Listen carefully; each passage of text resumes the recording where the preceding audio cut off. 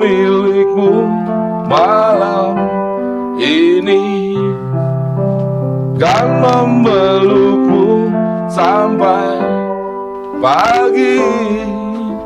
Tapi nanti bila ku pergi, tunggu aku di sini.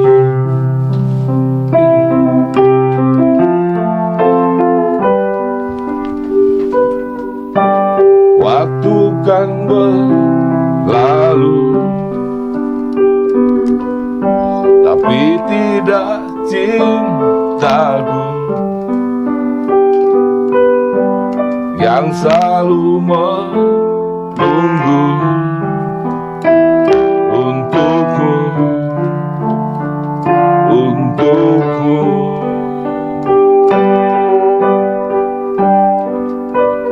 Aku milikmu malam ini, kan memelukmu sampai pagi. Tapi nanti bila ku pergi, tunggu aku di sini. Tunggu aku di sini. Tunggu aku di sini.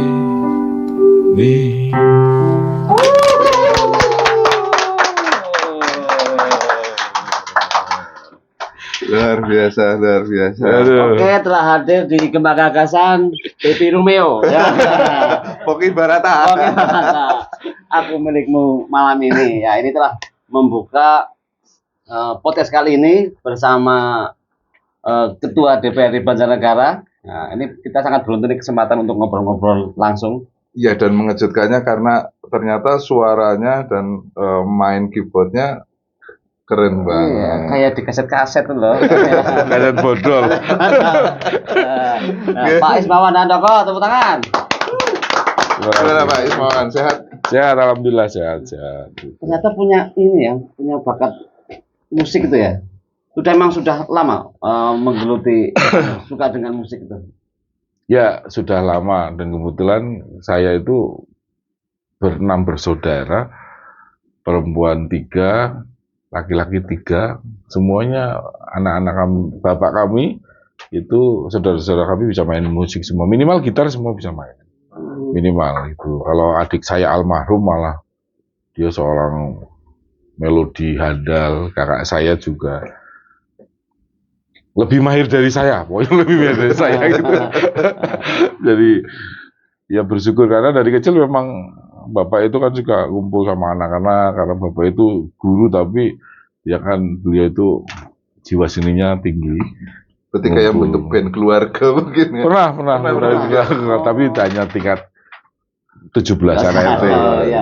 Emang mau dari kecil ya udah mulai dikenalkan gitu ya? Sudah dikenalkan. Tapi tidak secara mendetail, hanya bila kami semua saling belajar dan bisa mengembangkan sendiri gitu loh. Kalau dulu nggak ada YouTube ya pasti ada buku kunci gitu. A minor itu seperti apa, C itu seperti apa, yang benar seperti apa gitu. Kalau sekarang kan sudah YouTube selesai gitu. Tapi orang tua memang juga musisi. Bapak olahragawan dan juga musisi keroncong, tapi spesialis keroncong. Ada yang menurunkan itu keroncongnya itu? Apa semua? Nah, dilalah nggak ada itu. Pop melo atau ada kemarin kalau nggak salah pernah nonton Plus-Plusan apa ya Pak? Iya, sering kadang-kadang main Good Plus gitu, tapi nonton atau ya 1-2 lagu kadang ikut juga gitu. Kalau yang sering apa Mas Man? Yang lebih cenderung bukan keroncongnya mungkin apa aliran apa mungkin? Kalau saya kan sebenarnya ke progresif ya, pop progresif, rock progresif gitu. Dan kebetulan memang kemarin-kemarin ini sempat bikin band namanya Ihan Band gitu, dan sempat beberapa manggung termasuk di hari jadi Banjarnegara juga sempat dikasih kesempatan ya genrenya memang kami mencoba membawakan lagu-lagunya Iwan Fals. Karena yang seumuran dengan kita dan orang kayaknya nggak asing banget lah gitu, bisa have fun nyanyi bareng-bareng. Dan juga ada pesan-pesan sosial biasanya ya. Iwan Fals itu makna dari lirik-liriknya juga kuat. Oke, selamanya bakal terus bisa dinyanyikan gitu. Iya, abadi. Dan ini kita lagi di Ihan Production studionya ya, salah satu studionya lagi masih on progress. Iya, on progress. Tunggu launchingnya. Ini enak nih di sini, enak. Ya, ini bagian dari mimpi lah Mas, mimpi keinginan saya duluan. Ya senang ngeband kalau punya studio gimana ya gitu. Dan dulu ya, ternyata saya alon-alon lah bisa mewujudkan ini. Ya, bagian dari saya bisa melepas penat lelah bekerja Mas gitu. Pasti dari dulu impian mungkin dulu mau ke studio ngumpulin uang dulu baru bisa studio 2 jam habis ya. Kapan aku bisa punya sendiri? Iya, bahasanya gitu. Yang susah kan kalau kita nggak punya uang waktu itu kan, aduh, kita kalau nggak urun sendiri kita kayak dibully bisa-bisa gitu waktu dulu, tapi itu aja bercandaan lah. Gitu. Sudah mulai ngeband dengan teman-teman gitu, mulai SMP mungkin apa SMA? SMA Mas. SMA saya udah SMA 1 Banjarnegara kan, saya ketemu sama teman-teman. Kalau SMP ya sebenarnya sudah kepingin lah, tapi belum fokus, belum serius gitu. Kita di SMA itu sudah pulang sekolah kita ngerental. Rental itu kalau main itu ya tonggone budek kabeh Mas. Kalau dulu nggak ada yang seperti ini gitu ya. Mungkin sistem peredam suaranya masih berharap pada sebuah karpet musola gitu. Ditempelin gitu. Sama kelambu. Gitu Mas. Iya. Dulu berarti juga ikut-ikut festival gitu ya? Iya. Saya dulu 94 pernah ngadain festival Sejateng DIY sama teman dia Stadion Banjarnegara. Stadion yang lama yang sekarang jadi terminal. Itu saya pernah dulu 94 sama sini. Itu modal begitu lulus terus ayo ngapa action yuk. Ngadain festival. Rasanya ya bagi kami bangga banget. Teaser tahu nggak juara rock Festival Rock Indonesia zaman dulu. Mungkin pernah dengar teaser Temanggung. Itu ikut juga. Saya masih ingat teaser ikut. Setelah itu teaser ikut Festival Rock Indonesia yang bareng Kaisar gitu, Power Metal dulu gitu. Dia bisa juara. Dia sempat ikut di festival waktu saya. Wah, dia teaser ya ingat.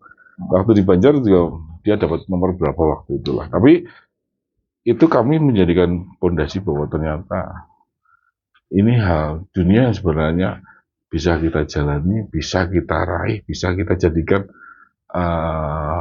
dalam tanda kutip bisnis yang serius dan menghasilkan sebenarnya gitu. Selama kompetisi kita jaga dan juga segala sesuatu tidak mengecewakan bagi peserta gitu. Karena ketika kita mau menciptakan sebuah event yang mengecewakan, biasanya ya peserta untuk next event itu akan sudah file itu sudah tidak mau maju gitu. Tapi sebenarnya dengan seperti itu juga bisa mengenalkan Banjar kota gitu, kabupaten juga ya, dengan mendatangkan orang-orang juga gitu ya.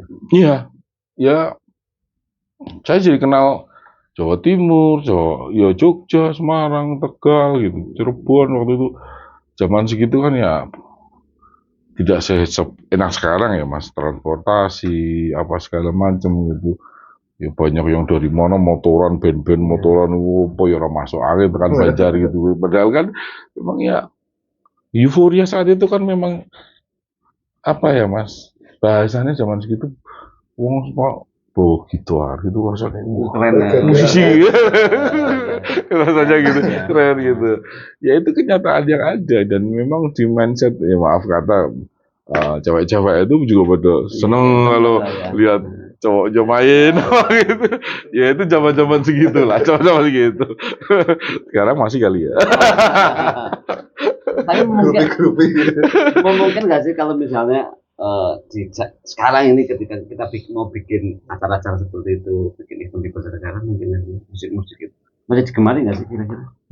Masih Mas. Sebenarnya kita masih kurang ruang lah. Jadi saya kan kemudian juga ya masuk dalam Banjarnegara Rock Society, teman-teman musik Banjarnegara kan masih sering jamming ke sini, ketemu saya, ngobrol gitu. Sebenarnya perlu memang di-push lah. Saya sebenarnya sudah melakukan banyak hal, cuma memang ya belum begitu ngefek banget.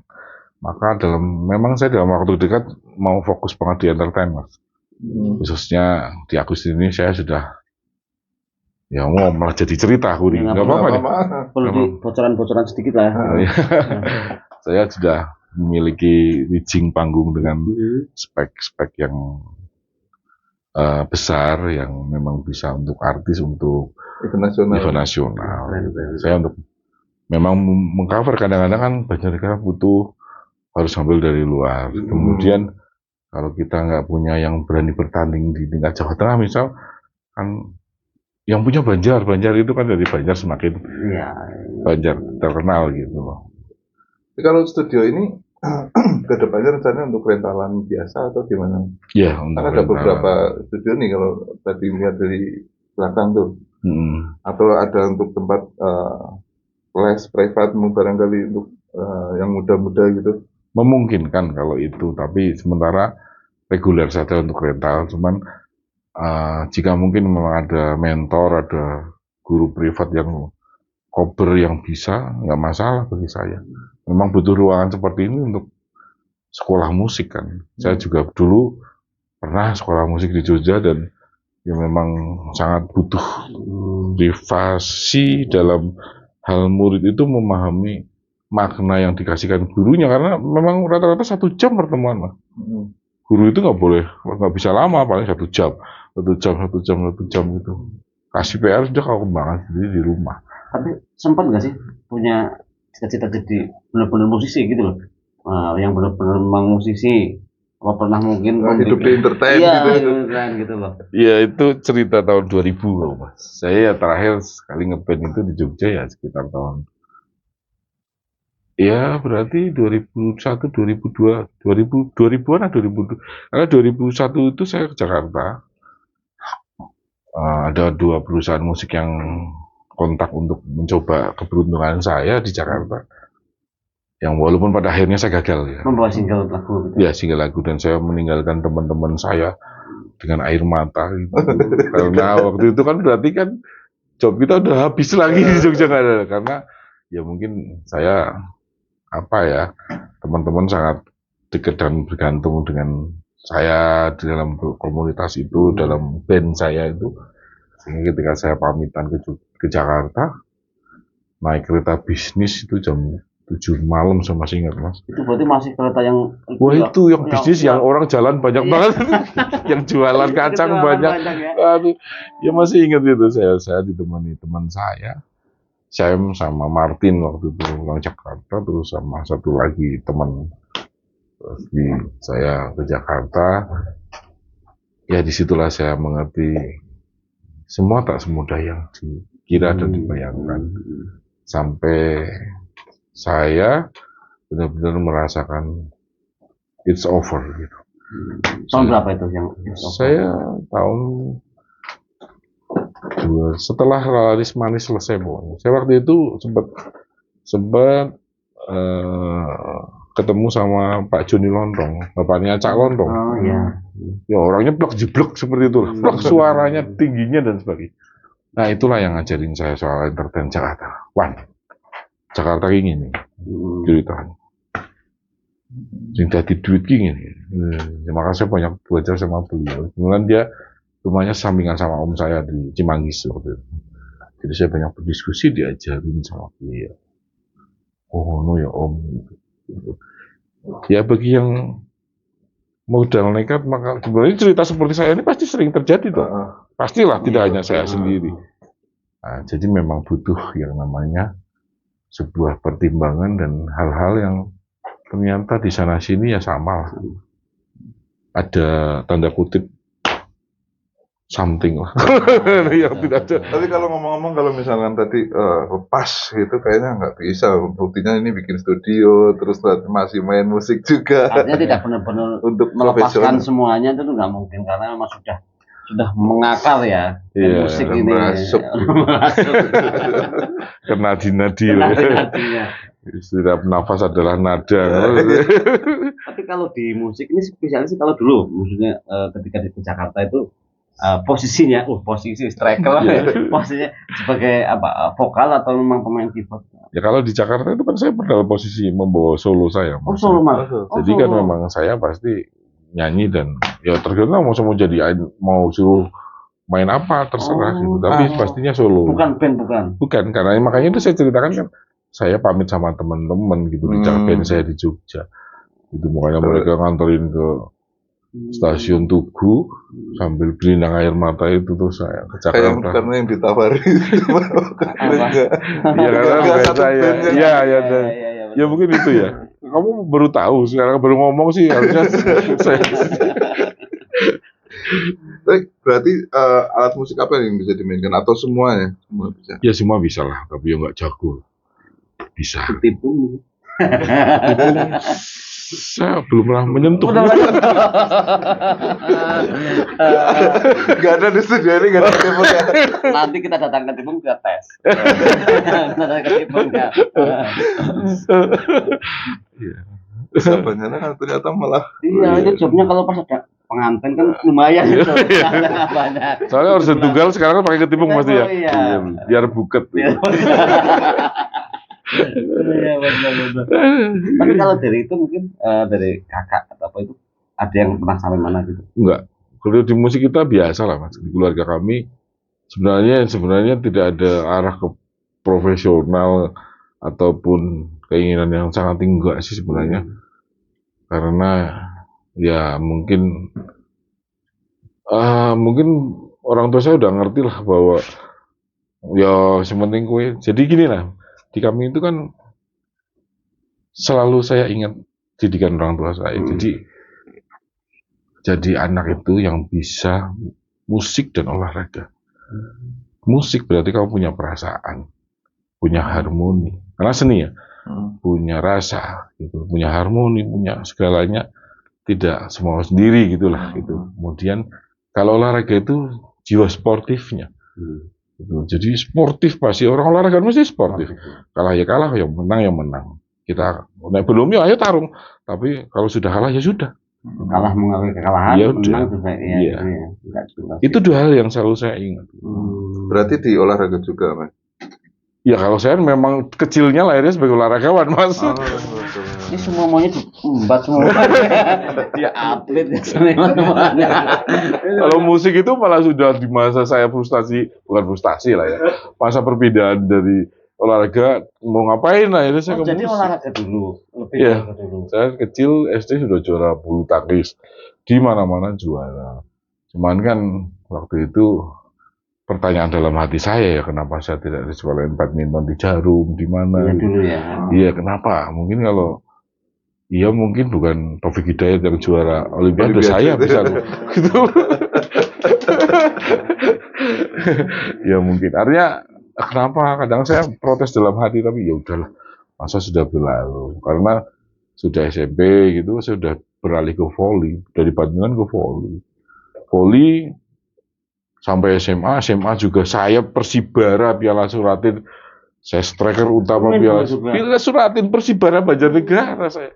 91 93 itu tanya Pak Edi sama Pak Imam Wanodadi itu yang ngelatih saya. Itu saya masih ingat, saya ingat Piala Suratin 91 dan 93. Kan Suratin 2 tahun sekali. Sekarang masih nggak? Masih. Oh ya berarti nggak berubah ya peraturannya.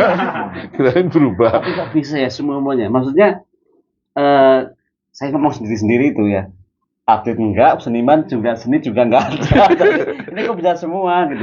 Kayak gitu memang bakat tapi memang dilatih sih sebenarnya. Ya aku mungkin talent ya mungkin ya, bukan anugerah ya. Cuman ya kalau nggak diasah juga sama saja mas.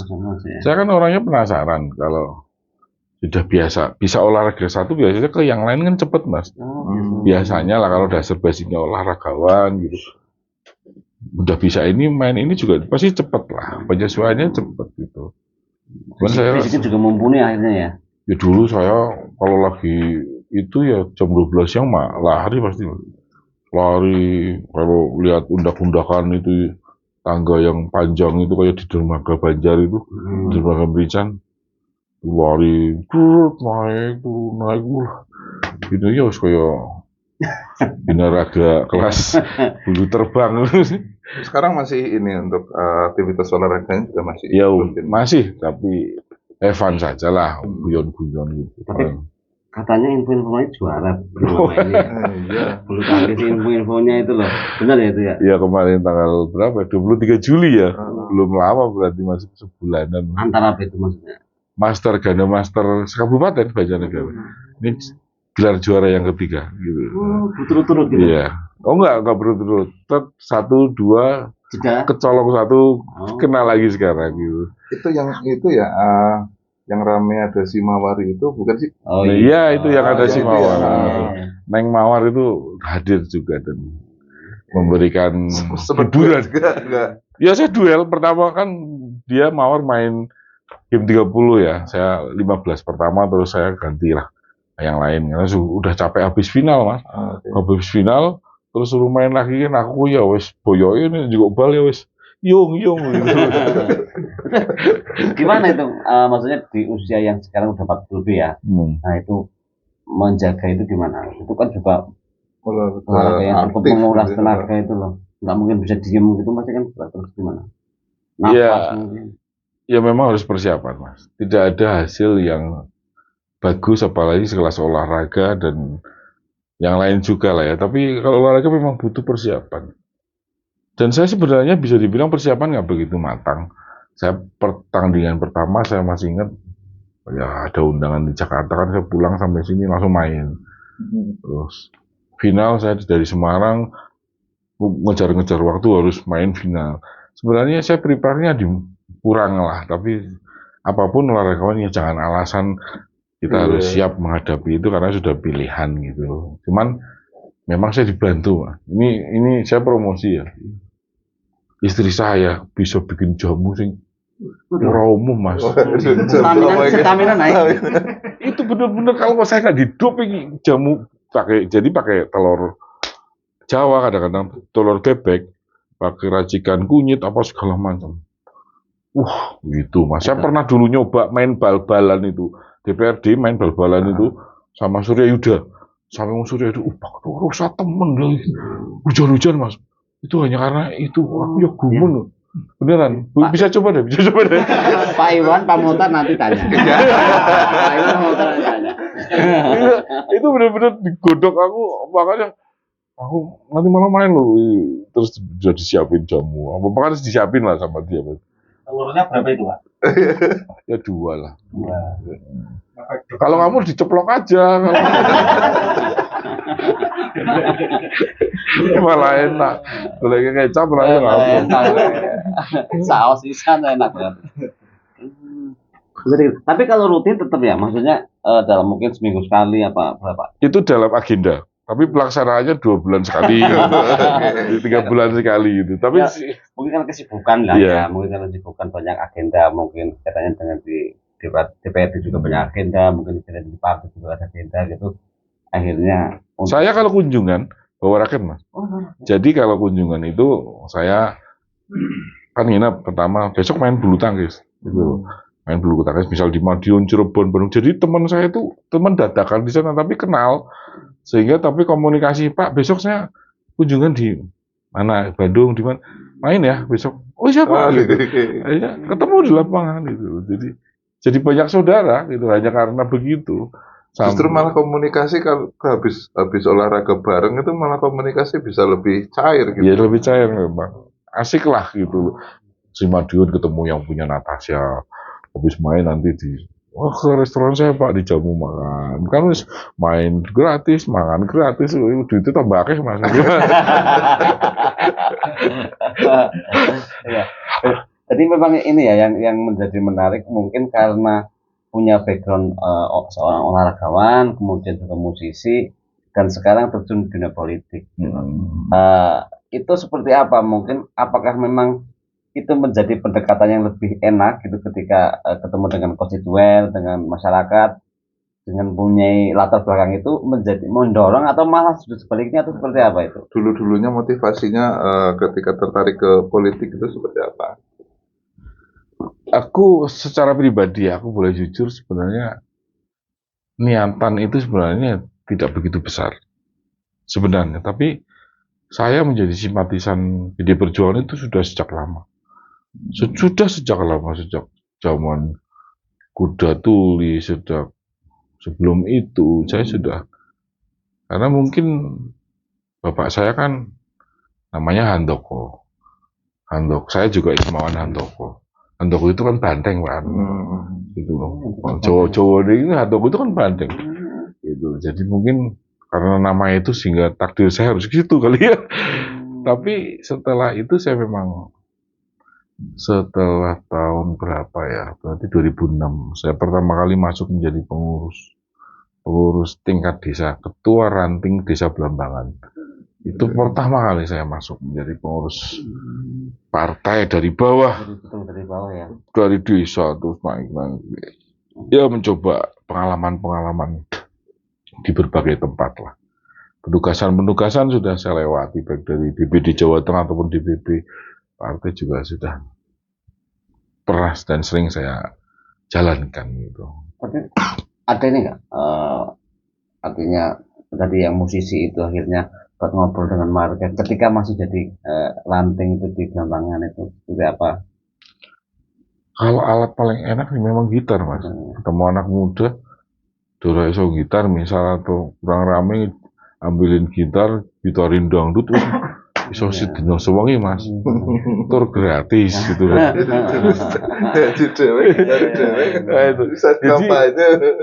Itu yang kadang-kadang membuat Mas, ya misal saya bahkan nggak usah di desa saya lah. Misal saya lagi main ke Jakarta, ke tempat teman saya di Tangerang dulu ya.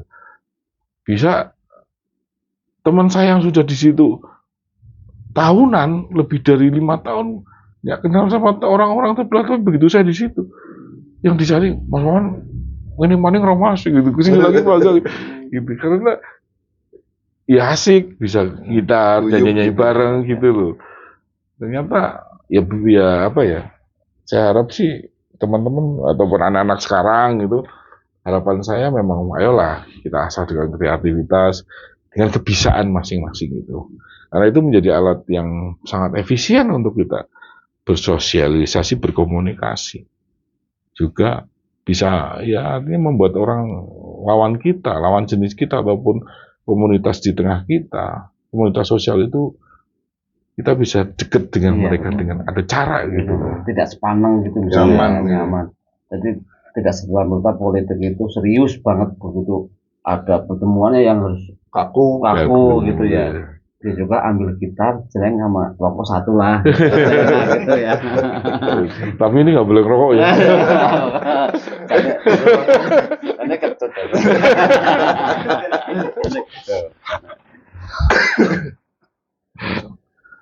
Nah, akhirnya menjadi ketua DPRD Banjarnegara. Apa nih yang belum selama menjadi ketua DPRD Banjarnegara, upaya apa yang dilakukan, terus apa yang belum tercapai, Mas? Kalau secara ketugasan dan karena itu kan menjawab dengan perspektif yang berbeda ya, artinya saya punya sudut pandang yang berbeda kan.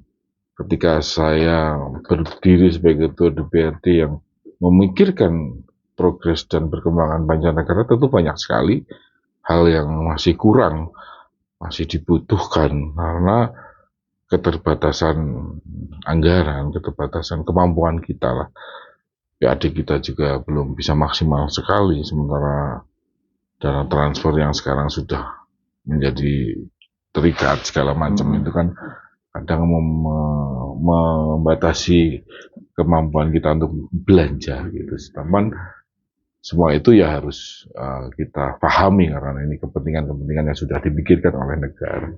Tapi secara prinsip ya saya bersyukurlah bisa melakukan banyak hal di Banjarnegara ini, walaupun pasti tidak maksimal belum maksimal dan masih sekali banyak PR gitu, karena saya juga bukan orang yang hebat dan sempurna, pastinya butuh juga kerjasama dari teman-teman, nggak bisa sendirian gitu. Ya semoga ke depan siapapun pemimpin, siapapun yang diamanahi untuk menjadi pimpinan-pimpinan baik di DPR maupun eksekutif, jadi bupati dan sebagainya, ya, bisa menjalankan tugasnya dengan sebaik-baiknya gitu. Oke, nah ini kan lepas banget nih bahwa Mas Ismawati ini kan pelaku, ya baik itu dulu karena dulu sebagai suka main band, suka main musik. Jadi kan kita kemarin beberapa kali ngobrol sama Genzi nih ya. Genzi itu apa sih permintaan untuk Banjarnegara ini apa sih? Event. Sepi banget Banjar. Gitu. Nah ini kan sebenarnya selaras. Artinya Mas Ismawati kan sekarang di DPRD, kemudian juga pelaku juga. Mungkin itu bisa gayung bersambut gitu loh nanti ketika permintaan atau harapan dari teman-teman Genzi itu ketika mau pengen lihat apa nggak perlu ke luar kota gitu, bahwa di Banjarnegara juga ada, dan itu juga kan bisa mengenalkan Banjarnegara, nama Banjarnegara. Nah, mungkin itu bisa nggak mungkin ke depan bisa terrealisasi adanya event-event musik atau mungkin apa gitu. Ya saya berharap ya Mas, sebenarnya sudah meng-create sebuah agenda. Setelah ini saya siap semua, ini jalan studio terus leasing segala macam, iya yang supporting di entertain lah. Saya ada beberapa usaha yang ingin saya lakukan. Saya sebenarnya sudah ada agenda-agenda yang nanti akan rutin lah, akan rutin. Saya udah ngobrol sama teman-teman musik, teman-teman musisi Banjar.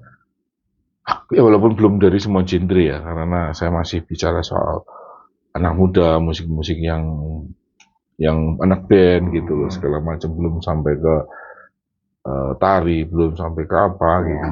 Karena kan semua harus diwadahi juga Mas gitu. Dan saya sudah menggerakkan Dewan Kesenian juga bagaimana untuk bisa berpikir menjadi induk budaya di Banjarnegara ini dengan baik gitu loh, artinya mengakomodir semua potensi-potensi dan juga menghidupkan, mewarnai dengan sebaik-baiknya apa ya, ini gini Mas, Banjar itu aku ya heran ya, potensi dan kemampuan teman-teman anak-anak kita tuh gede. Gede loh, bukan cuma ada Mas. Aku bilang gede gitu, ada anak gue, kok bisa ya main gitar gitu. Apa itu karena zaman gitu loh. Gitu. Karena semua sekarang kalau di YouTube kan bisa diajarin pelan-pelan, misalnya melodi jarinya harus gitu. Walaupun terkesan instan sekarang ya, lebih kalau musisi dulu kan abadi banget Mas. Jenengan kan mungkin lain tahun 70-an Pak, 80-an. Ini 70. 80. Aku ngomong 90-an udah 80-an. Jadi dulu kan kalau lagi garap lagu, andalannya kan kaset sama ballpoint kan. Nah wis nyetel tek ref, terus pitani ngudul bundet kayak wow, ballpoint diutek diputer gitu. Itu saya ingat banget. Maka rata-rata teman-teman zaman dulu itu pemain musisi zaman dulu itu skillnya benar-benar apa ya? Aku bilang kuat karena prosesnya berat gitu loh. Dan berkarakter masing-masing. Berkarakter gitu. Jadi berat banget waktu itu proses. Orang duwe kaset itu bingung, orang duwe duit biasa. Mas duwe kaset. Alhamdulillah kadang-kadang orang asing duwe atau kaset itu jarang gitu kan. Dulu masih ingat saya kan kalau misal GNR atau Metallica keluarin album, setahun kan baru sampai Indonesia. Kaset itu baru sampai Indonesia. Padahal dia sudah live di Tokyo gitu loh. Kaset itu baru dari sini gitu. Kaset yang ini dulu di toko sukses kalau kalau masih ingat ada lagi yang di covernya itu ada liriknya. Iya, ada thanks to sama gitu kan, itu indah banget sebenarnya. Kalau nggak ada liriknya berarti bacakan. Iya, tapi itu adalah saya Mas. Jadi kalau saya dulu ke sukses kan pesen lagu, rekam itu loh, pakai yang C60 apa C90 kasetnya BASF gitu loh. Kan kalau yang 90 muat 18 lagu, kalau yang C60 cuma 12 lagu, 10 lagu. Terus saya milih Jadi kita bikin album direkamin. kompilasi sendiri Iya, gitu. direkamin. Jadi saya belinya kaset rekaman lah. Karena kalau kaset original kan di rewind gitu eman-eman. Kalau saya beli baru pasti saya rekam. Jadi ada tape dulu kan 2 gini. Sini setel, sini ngerekam. Iya, Jadi yang ini di setel, ini buat direkam. Jadi yang buat dihajar yang rekaman ini, yang buat wah di-riff mau apa ya rusak apa udah hasil iki lah. Itu kami semua ngalamin itu. Susahnya minta ampun. Gitu loh, urung nanti aduh hete wis ora genah iki. Tipnya jarak cari alkohol di sikit-sikit. Ini benar-benar memoris banget gitu. Iya, dikenang banget oleh musisi-musisi dulu gitu loh ya. Betapa itu satu sing bisa diceritakan sekarang. Pernah kejadian pitanya rusak terus dilem gitu. Bahkan aku pernah ngelim pakai upah, Pak. Pakai upah itu segera itu nasi itu loh. Pakai nasi, yo keraket ki Mas. Saya masih ingat itu. Ya gimana ya, mesti kehilangan 2-3 nada apa-apa lah seperti karena harus dipotong. Kalau sudah keriting itu kita stres itu, waduh. Dulu kan nggak seperti sekarang Mas. Jadi, wah sekarang mau barap di menit keberapa detik keberapa tinggal set keluar. Dulu maju titik maning, mundur titik maning. Lah kakean. itu benar-benar menjadi. Dan itu indah ketika aku ketemu teman-teman sih aku biar dong. Jadi soulnya kuat, makanya saya lihat vokalis dulu, gitaris dulu itu. Kalau sekarang kan aku nggak tahu gitaris siapa gitu, kurang ngerti banget lah. Ya sama mungkin bagus, cuman aku lihat kan masih yang dulu-dulu banget. Mas Ian Arnold di usia yang 70 lebih main sampai masih gitu. Metallica kemarin aku lihat konsernya yang terbaru. Gila ya, sudah uban semua masih mainnya seperti itu gitu loh. Gizinya apa gitu loh Pak. Mungkin istrinya bikin jamu juga. Nih, besok telurnya 5 mungkin. saya tanyakan sama Kik Hemot besok. Pesannya ke sini. Tapi kalau nggak perkembangan sekarang bikin lagu aja udah pakai AI sekarang. Iya, anunya, arrangementnya. Saya juga pernah mencoba lagu sekarang yang udah seorang diri, orang nggak bisa musik, bisa bikin lagu kok. Artinya bisa bikin instrumen lagu di situ karena semua sudah teknologi gitu loh. Drumnya mau dibikin kayak apa, pianonya bikin apa, gitarnya bikin apa. Gimana coba kayak gitu? Walaupun feel-nya nggak bisa kayak pas. Aku wong iku gitu. Tanggap les modern. Iya. Wes ngomong-ngomong. Tanggap les punya talent plug. Lip-sync kan. Iya. Perkembangan tidak bisa ditolak, Mas. Pasti. Tapi ada positif negatifnya tetap kan. Iya, pasti.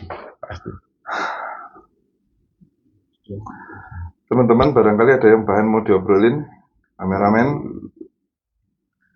Mungkin gini Mas Ismail kan ini pelaku musik ya.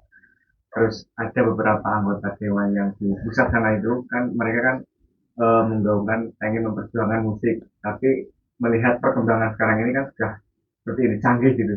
Tapi kok musik ini seolah-olah yang untuk daerah-daerah ini kurang gitu. Ini sebenarnya apa yang kurang sebenarnya? Yang bisa dipoles gitu.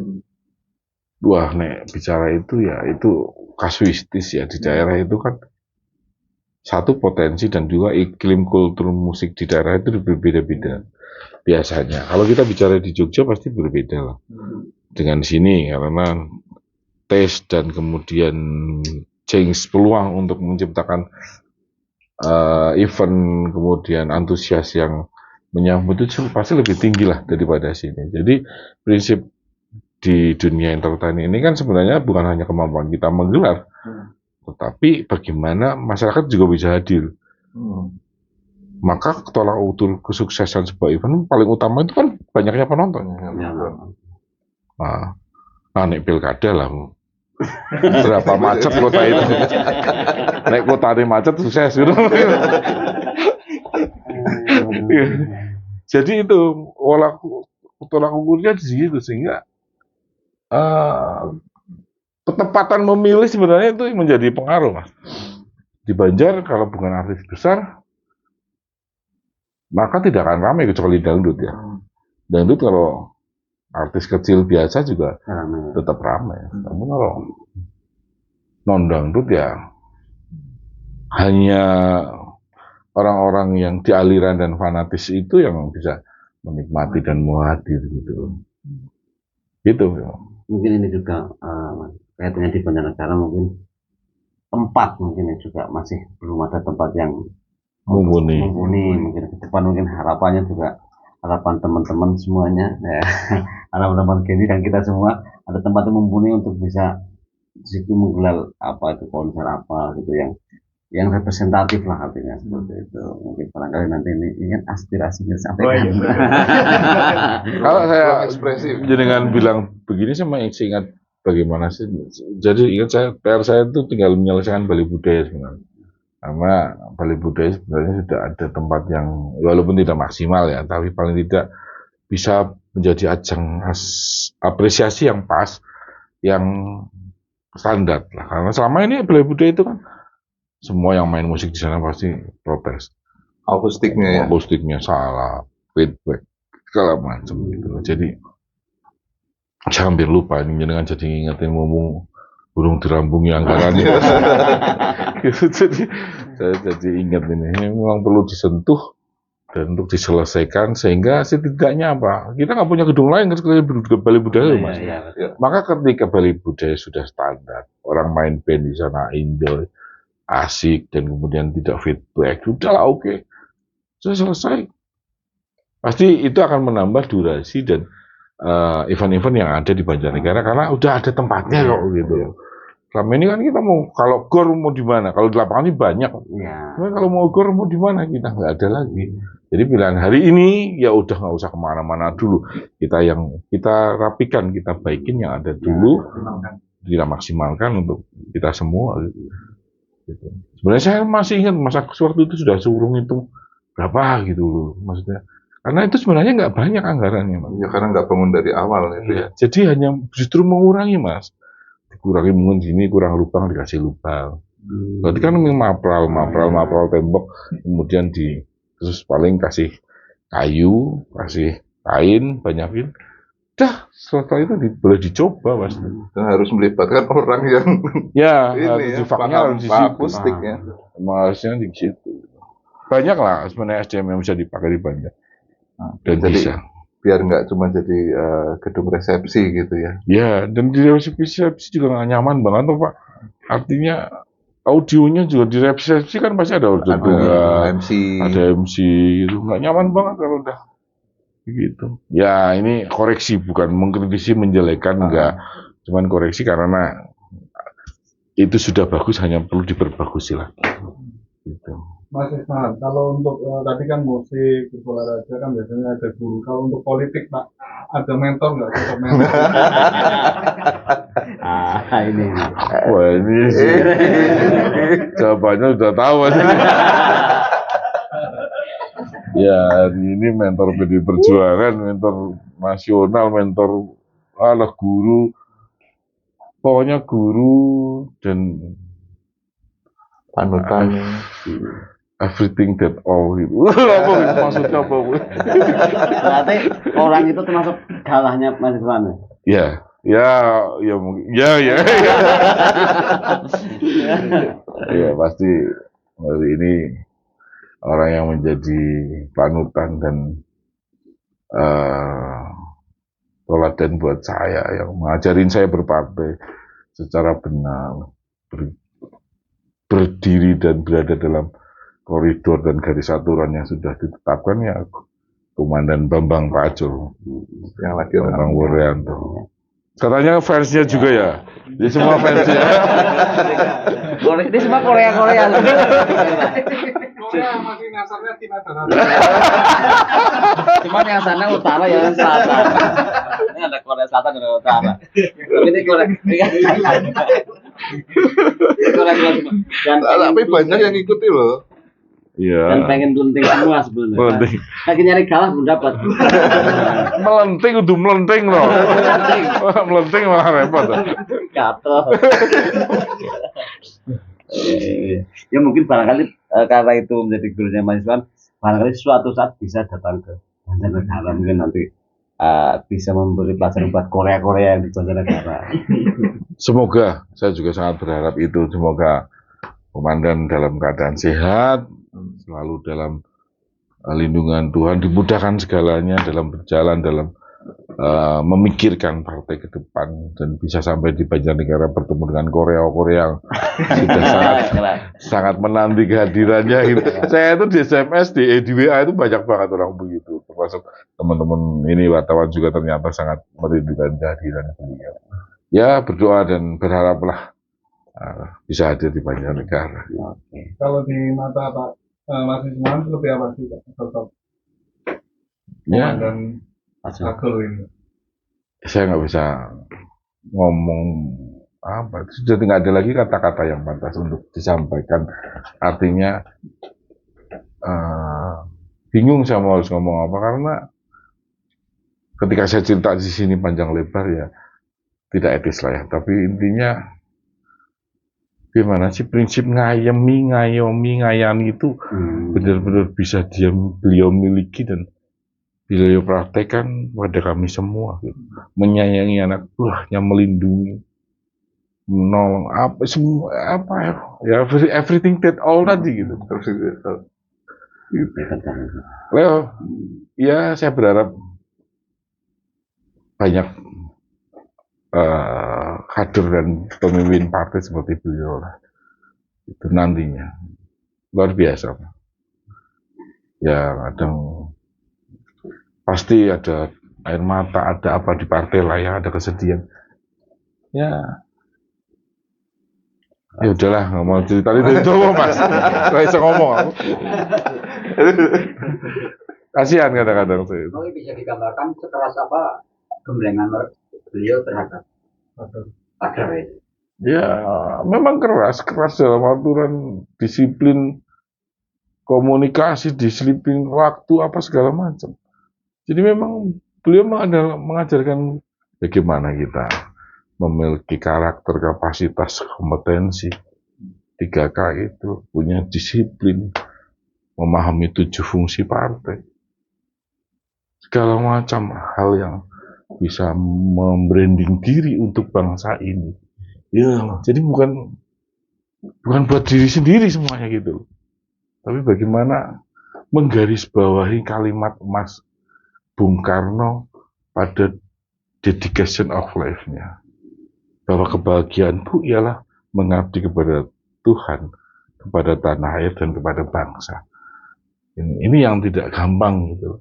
Orang memiliki pemahaman itu secara nyata. Karena kan orang rata-rata mikirin ngawake dhewe, Mas. Iya kan?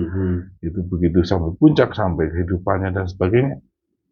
Tidak berpikir kau dijadikan siapa. Kau itu besar karena siapa, karena apa. Gitu. Jadi perlu perenungan, kita di posisi apa, kemudian hari ini kita seperti apa. Jadi penuh perenungan. Sehingga kita harus bagaimana gitu. Kis yang penting uang itu, karena orang sadar diri itu kadang-kadang susah. Mengukur diri sendiri juga susah, termasuk mengukur kemampuan diri sendiri. Itu loh.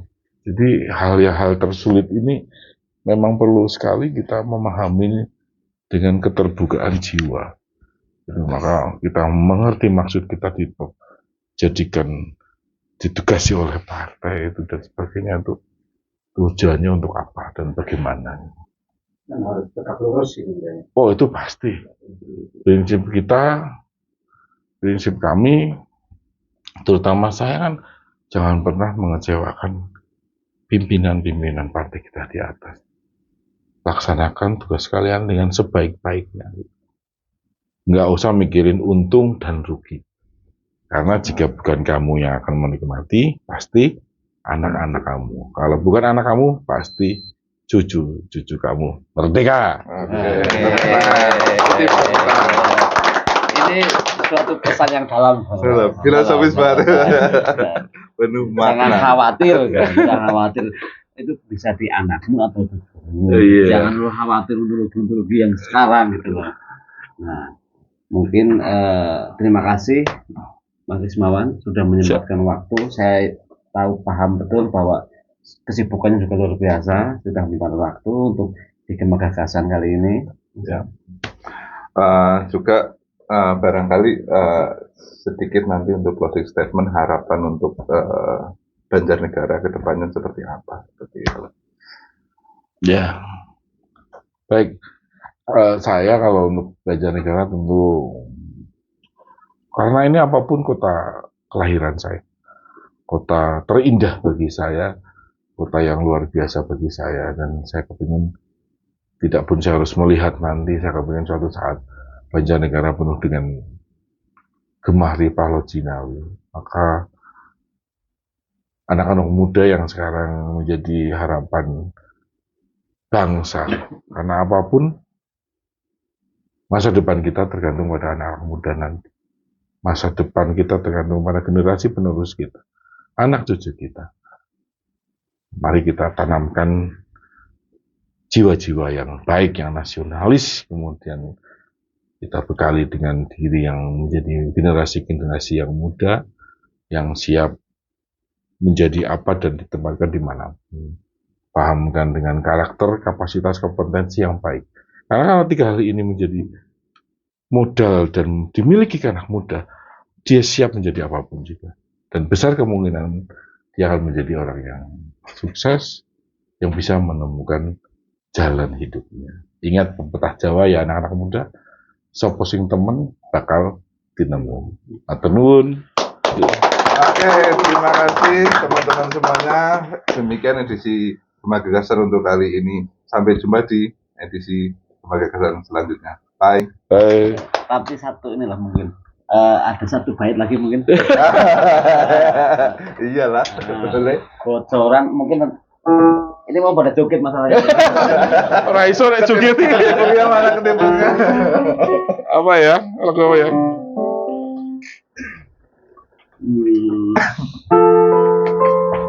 Yang semuanya dia. Apa ya? Yang populer apa sih lagu? Setia, Jigustik apa? Ya, Bisa? boleh. Bisa nggak? Apa atau apa? Lagu apa? Ya. Kemesraan nih lah. Oh ya. Ya, Oke. Suatu hari jiwaku tentram di sampingmu, hatiku damai, jiwaku tetap bersamamu.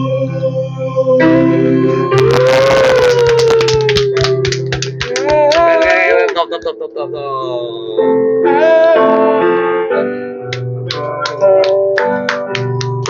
Di sampingmu.